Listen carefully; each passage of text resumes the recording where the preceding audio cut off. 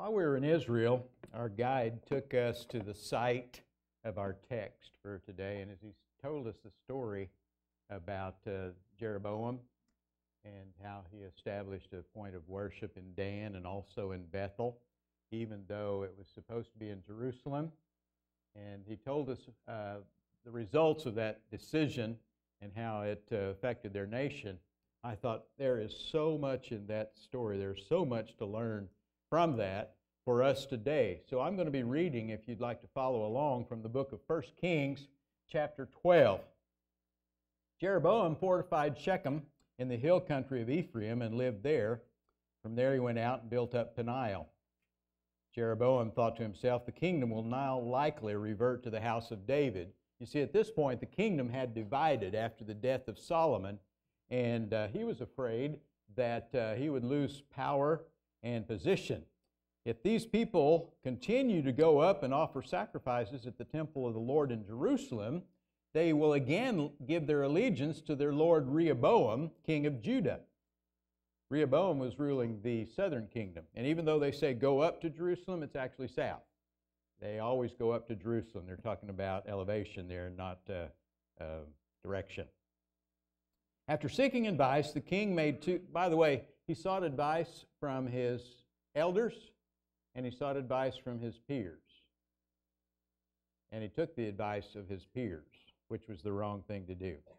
After seeking advice, the king made 2 golden calves, and he said to the people, it is too much for you to go up to Jerusalem. Remember that phrase. It is too much for you to go up to Jerusalem. Here are your gods, O Israel, who brought you up out of Egypt. One he set up in Bethel, and the other in Dan, and this thing became a sin. The people went even as far as Dan to worship the one there.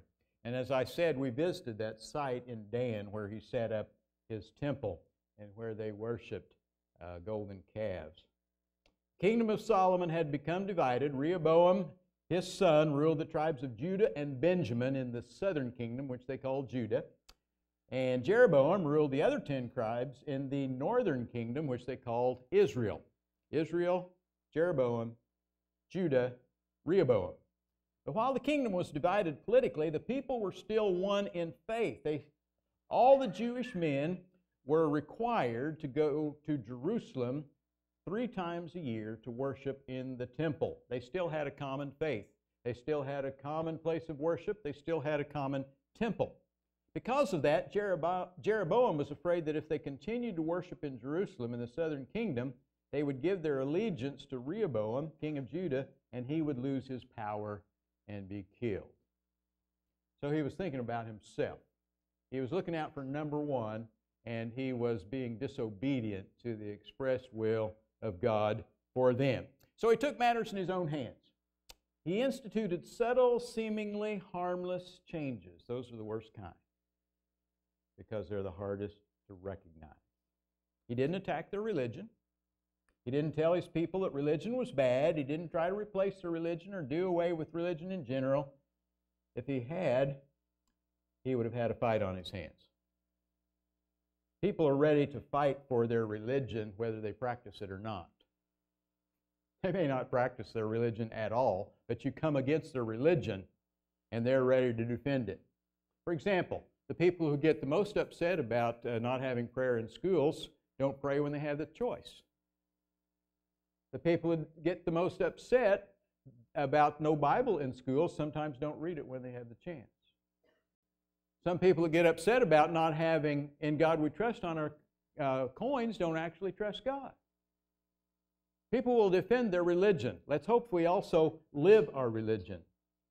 Jeroboam was too shrewd to make an open attack on the religion because man is incurably religious. Did you know that?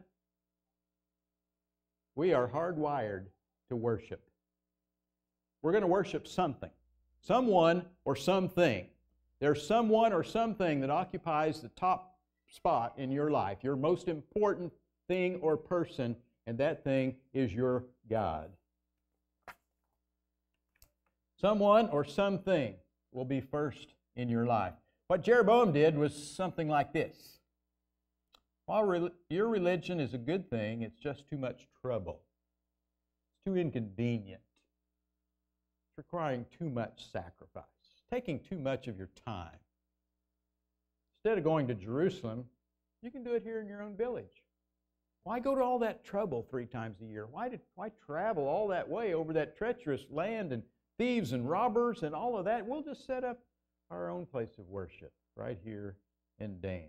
It's okay to go to Jerusalem, but it's okay to be religious like your ancestors. It's okay to have high standards and all those kinds of things, but it's not necessary. I'm offering an easier way. I'm offering a religion that doesn't require so much sacrifice.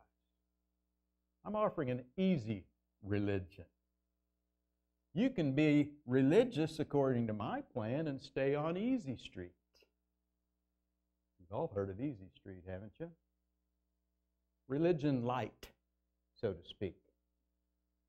Jeroboam's suggestion was readily accepted because we all love the easy route, don't we? We like the way of least resistance. We like things that require very little of us. We like to take shortcuts. So they swallow this hook, line, and sinker, this easy religion. That sounds really good. We like to avoid things that are difficult and demanding, things that require hard work and sacrifice, but we embrace the easy way, things that require little of us. If you don't believe it, just listen to some of the infomercials on TV. Wow. You can lose weight while you sleep. You don't even have to get out of bed. You can build muscle just by holding this little thing in your hand, and it'll build your muscle for you. You can clean your house in a snap.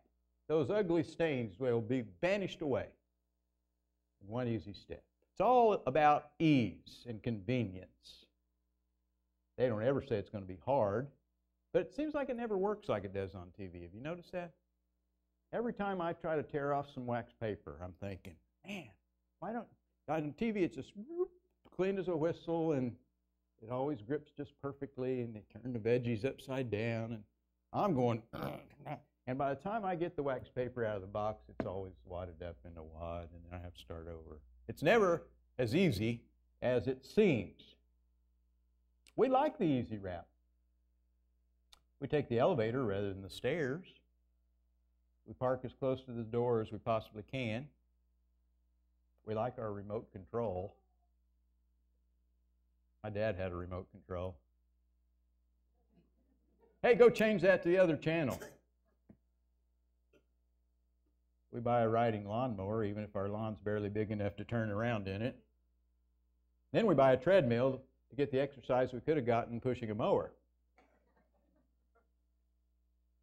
But the key verse that I'd like to lift out is verse 28. It's too much trouble. That's the New Living Translation. It's too much trouble for you to worship in Jerusalem. It's too difficult, too inconvenient to go all the way to Jerusalem. Too hard. Seems harmless enough. Maybe if we made it easy, more people would participate. Maybe if we offered worship at another location or another time, people wouldn't have to give up their Sabbath. They could have their cake and eat it too. That'd be great. How about drive-through worship? That way, they wouldn't even have to get off their camel. Better yet, worship at home, then you wouldn't even have to get on your camel. Let's take the easy way. Easy religion. Problem is that easy religion destroyed their nation.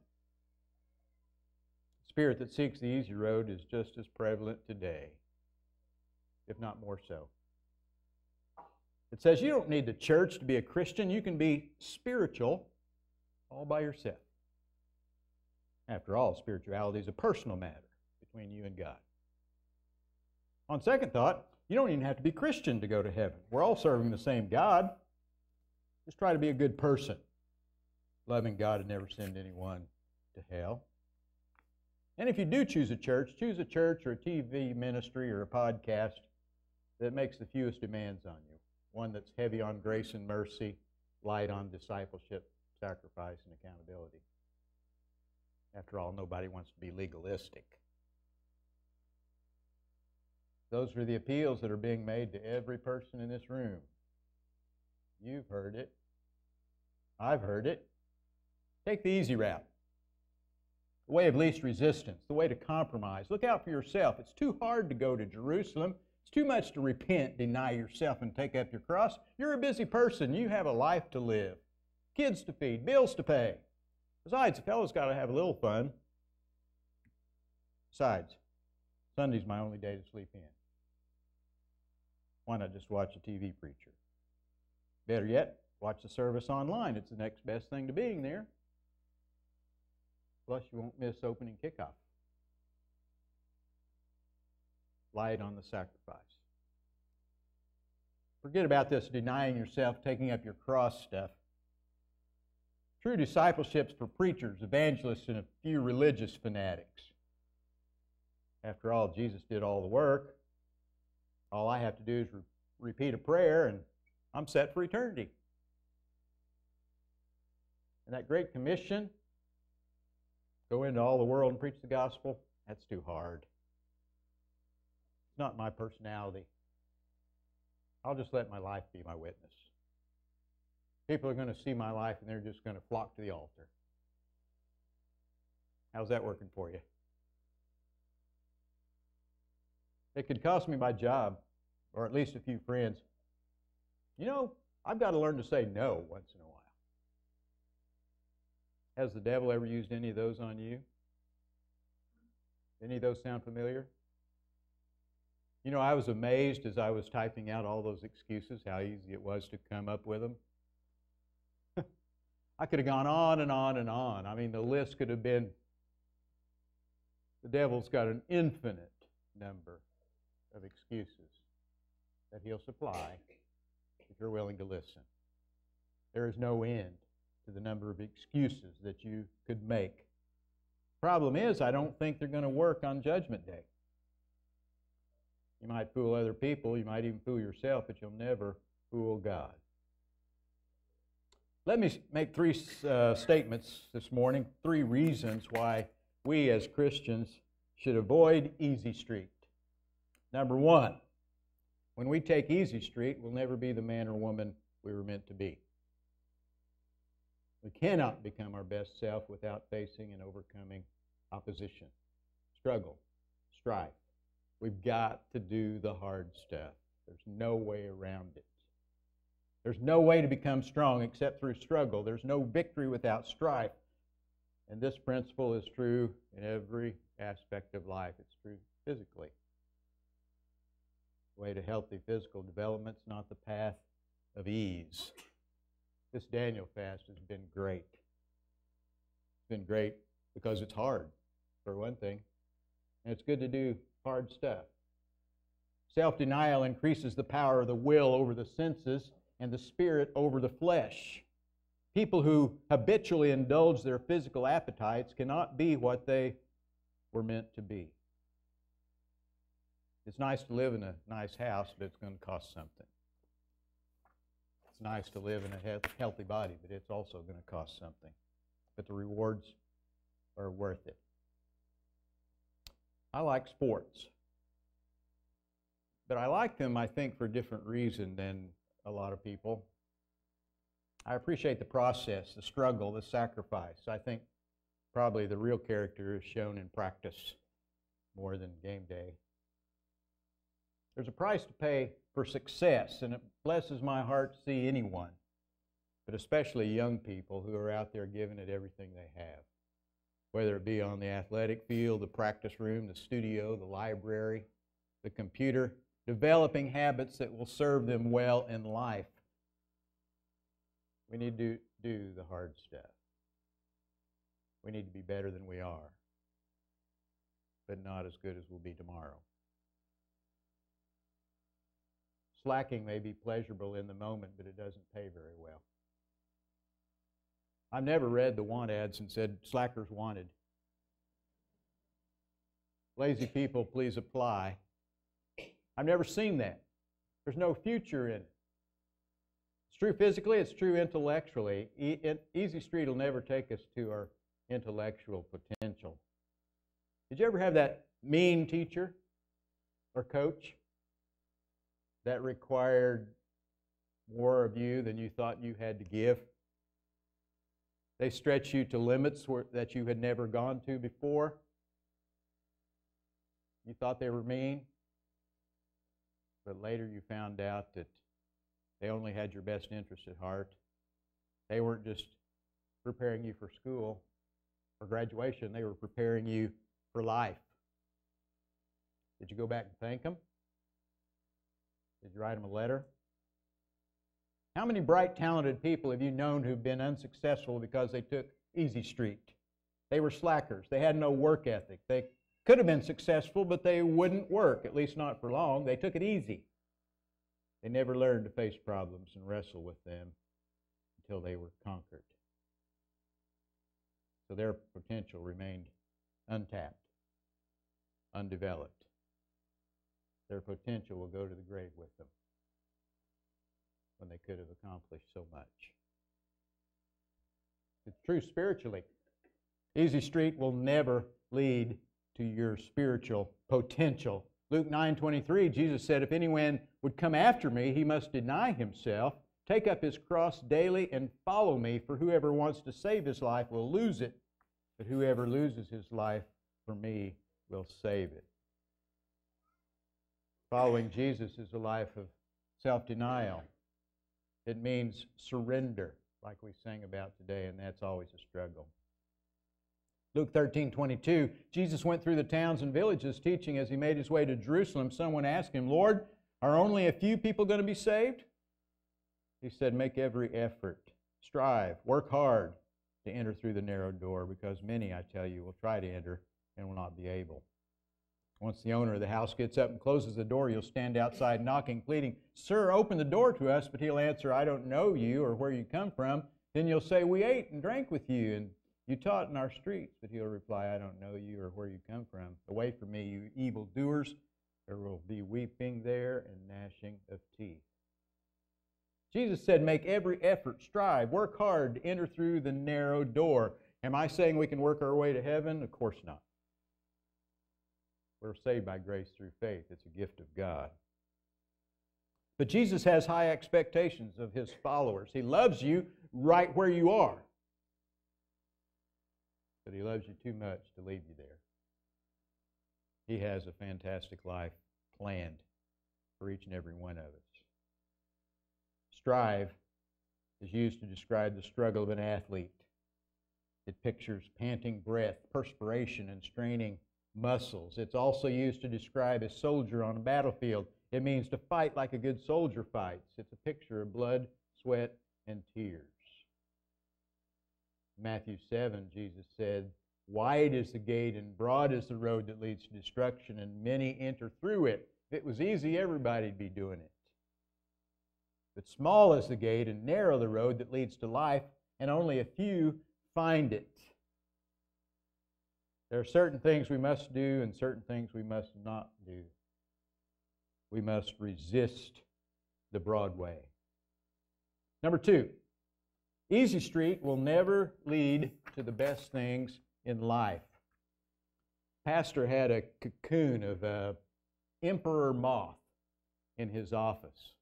And he began to notice a stirring inside that cocoon, and it got louder, and there was pushing and scratching, and finally he took pity on the moth, and he got a pair of scissors, and he cut the end of the cocoon off, and the larva spilled out onto the table. Of course, you know the story. It didn't have the strength to survive. Its wings were not fully developed. It was not strong enough to fly. There had been so much potential. Had it been left to work its way out, it might have spread its colorful wings. The beautiful moth that never was a victim of the easy way. We do our children a disservice. We do our students a disservice. We do ourselves a disservice when we avoid the struggle, when we choose the easy way. There's a price to pay for everything that is worthwhile. We look for a shortcut. We cut corners. We look for the easy job where the pay is great, there's no stress, and we don't have to work hard. Well, good luck with that one. We're foolish enough to believe that we somehow will beat the odds and get something for nothing. Why do you think the lottery is so important? Why do you think gambling is so prevalent and so addictive? It's that hope of getting something for nothing. But our ability to accomplish anything worthwhile is governed by this principle. Now, you can be a non-factor without too much effort. You can neglect your time with God, your Bible reading and prayer, and assembling with God's people. You can read a short verse or whisper a quick prayer on the run and get by, if that's what you're interested in. But you'll not know the abundant, overcoming, victorious life that Jesus died to provide. You'll not know the joy that comes to those who know intimate fellowship with Jesus, and you'll not know the satisfaction of inflicting serious damage on the kingdom of darkness. I want to be a threat. How about you? I want to take some turf back that the devil has stolen. I want to be a factor. I want to be used of God. I'm not content to sit on the bench. I hope you're not either. Number 3, easy street leads to destruction. Matthew 7:13, wide is the gate and broad is the road that leads to destruction, and many enter through it. We're all facing the same challenge today. God is calling us to the narrow way, to the way of self-denial. There's another voice telling us just what Jeroboam said. It's too much. It's too hard. It requires too much sacrifice. The road to abundant life is for those who are willing to deny themselves and take up their cross. The promised land is for those who are willing to fight. When it came time for Jesus to offer himself, the Bible says he steadfastly set his face toward Jerusalem. There was no turning to the left or the right. He was on a mission, and his mission was to die. There was no dissuading him. There was no turning him to one side or the other. He set his face. Even though Jerusalem meant suffering and death, it meant Gethsemane and Calvary, but it also meant resurrection. It also meant victory over sin, death, hell, and the grave. Every one of us has a Jerusalem to get to. Jesus has a Jerusalem picked out for you. Easy Street won't take you there. Let's get off Easy Street and on the road to sacrifice, self-denial, and total commitment. I close with this illustration. It's called 17 Inches. Maybe you've heard it before. January 1996, more than 4,000 baseball coaches gathered at Opryland Hotel for the 52nd ABCA convention. One of the scheduled speakers was John Scalinos. Coach Scalinos was 78 years old, retired from a college coaching career that began in 1948. He shuffled to the stage to a standing ovation. You see, his reputation had preceded him. When people heard that John Scalinos was going to be there, they thought the whole trip was worth it just to hear him. He was wearing a full-sized, actual, official home plate around his neck. Now, I'm sure that got attention right off. After speaking for 25 minutes, not once mentioning the home plate around his neck, he sensed some snickers in the crowd. He said, "You're probably wondering why I'm wearing home plate around my neck. The reason I stand before you today is to share with you baseball people what I've learned about home plate in my 78 years." Several hands went up when he asked, how many Little League coaches do we have? What size is home plate in Little League? Some of them guessed. Some of them got it right. They said 17 inches. Pictures doesn't look that big when you're trying to get it across it, does it? 17 inches. Babe Ruth. How wide is the plate in Babe Ruth? 17 inches. Little League? 17 inches. College? 17 inches. How about the pros? It's still 17 inches. Home plate has and probably always will be 17 inches wide. Any big league coaches out there?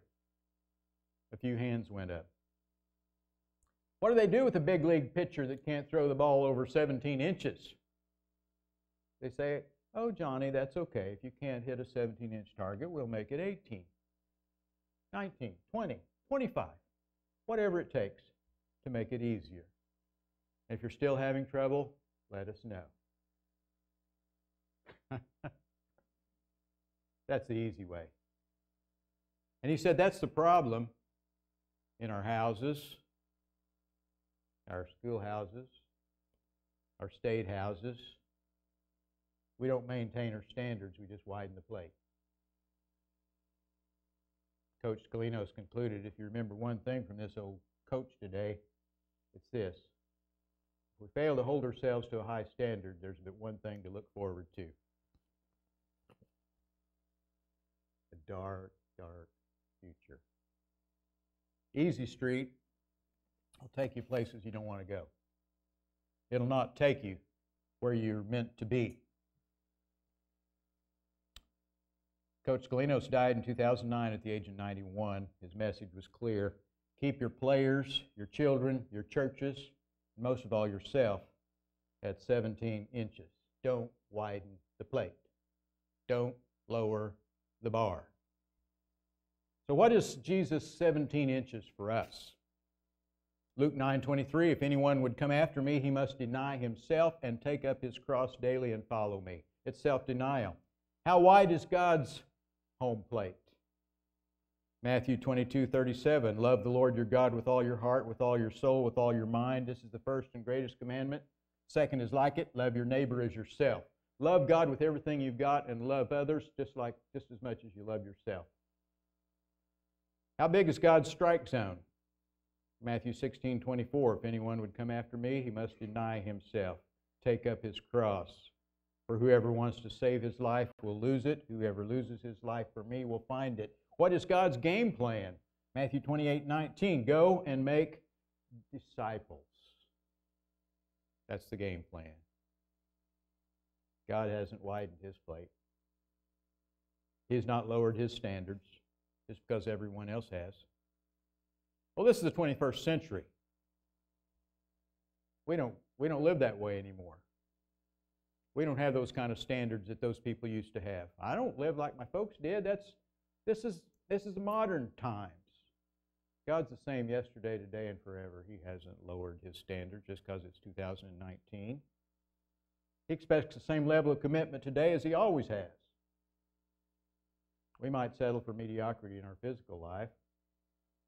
We might settle for mediocrity in our intellectual life. But for heaven's sake, and I mean that literally, let's not settle for mediocrity in our spiritual life. Stakes are much too high for that. Shall we stand?